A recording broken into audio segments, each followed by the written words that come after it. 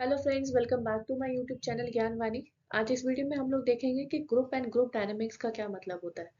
So let's start the session. So group is a collection of people to achieve a common goal. Groups are important for organization life. Group का मतलब क्या होता है? Collection of people, जहाँ एक या दो से ज्यादा लोग इकट्ठे हो गए, ठीक है, उनको हम क्या बोलते हैं? ग्रुप फॉर्म हो गया। तो जहाँ दो या दो से ज्यादा लोग इकट्ठे हो जाते हैं, अपने कॉमन गोल को अचीव करते हैं, वहां पे उसको क्या बोलते हैं? हम ग्रुप।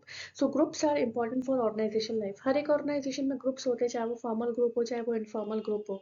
तो मैनेजर्स क्या करते हैं? Managers spend substantial time in managing groups and teams so that group contribute to organisation and group goals. ठीक है, कोई भी ऑर्गेनाइजेशन में काम होता है तो ग्रुप की वजह से ही होता है। ठीक है, टीम वर्क होता है जिसे हम कहते हैं, टीम के साथ पूरी ऑर्गेनाइजेशन काम करती है। तो मैनेजर जितना अच्छी तरीके से अपना टाइम स्पेंड करते हैं ग्रुप वालों के साथ, उतने अच्छी तरीके से जो ऑर्गेनाइजेशन के और जो ग्रुप के गोल्स हैं वो अचीव होते हैं।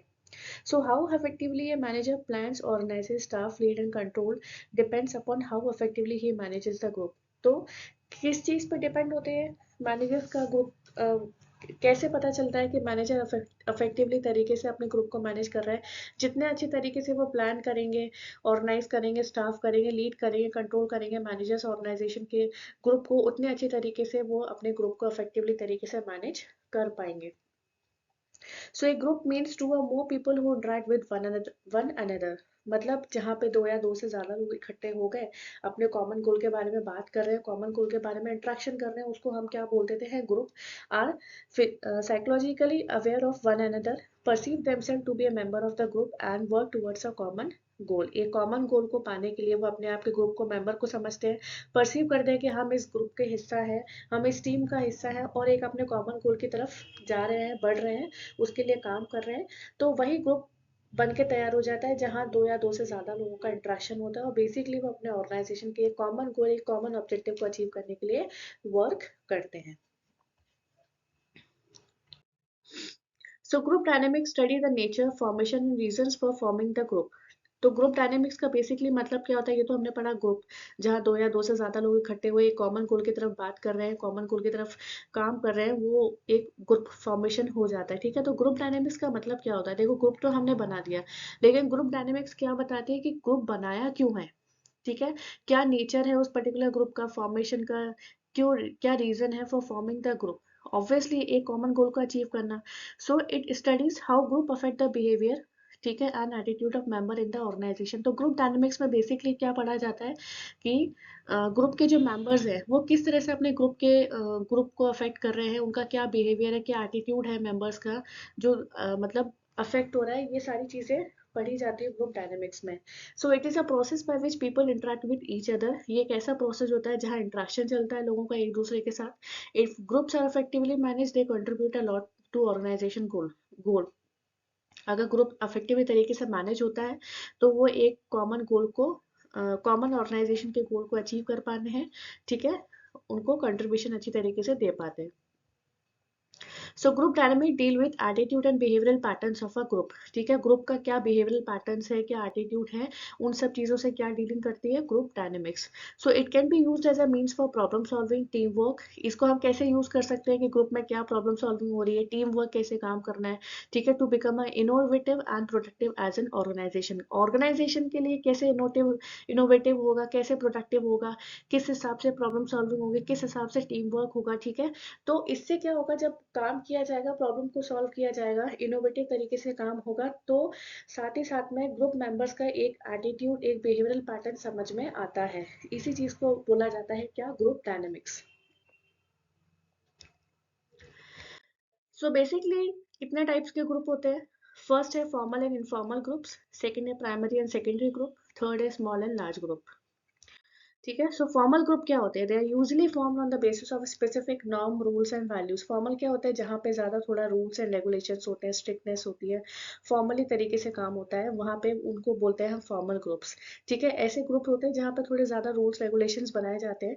So the most common example of this kind is army and school. Army and school को देख लो, या फिर कॉलेजेस को देख लो, या फिर जहाँ पे बहुत ज़्यादा डिसिप्लिन है। ठीक है, ऑर्गेनाइजेशंस में ऐसे कुछ ऑर्गेनाइजेशंस होती है बहुत ज़्यादा डिसिप्लिन होता है, उस तरह के जो ग्रुप्स होते हैं वो सब क्या होते हैं? फॉर्मल होते हैं। So formal groups are deliberately carried to out a specific task.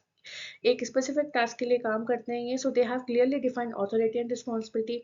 Formal group में क्या होता है, क्लियरली डिफाइंड होता है कि किसकी ऑथोरिटी है, किसकी रिस्पॉन्सिबिलिटी है, क्या रिलेशनशिप है, क्या कम्युनिकेशन चैनल्स है, क्या रूल्स हैं, क्या regulation that govern the behaviour of the members, जिससे पता चलता है कि ग्रुप के मेंबर्स के हिसाब से कैसे काम लेना है। So committee, task force and work teams are the formal groups. Informal group क्या होते हैं, जहाँ पे स्ट्रिक्टली नेचर नहीं होता, स्ट्रिक्टली डिफाइंड नहीं होते, ये ऐसे ग्रुप होते हैं। So while the rules and regulations are quite flexible, ठीक है, रूल्स रेगुलेशंस बनते हैं इनफॉर्मल ग्रुप में, लेकिन वो फ्लेक्सिबल होते हैं, ठीक है, फॉर्मली तरीके से काम नहीं होता है वहाँ पे इनफॉर्मल ग्रुप में, कि जैसे फॉर्मल ग्रुप में होता है ना, ऑथोरिटी रिस्पॉन्सिबिलिटी क्या है, क्या क्या आपकी मतलब रूल्स हैं, क्या रेगुलेशंस है जो आपको स्ट्रिक्टली फॉलो करने हैं, ठीक है, ये सब चीजें इनफॉर्मल में नहीं आती। So informal groups are form by the people voluntary based on their interest, ठीक है, इनफॉर्मल ग्रुप क्या होता है, ऐसे लोगों के साथ ग्रुप बन जाता है जहाँ जो अपने इंटरेस्ट के हिसाब से बनाते हैं group. So when people with similar interest within the organization come together and form a group is called an informal group.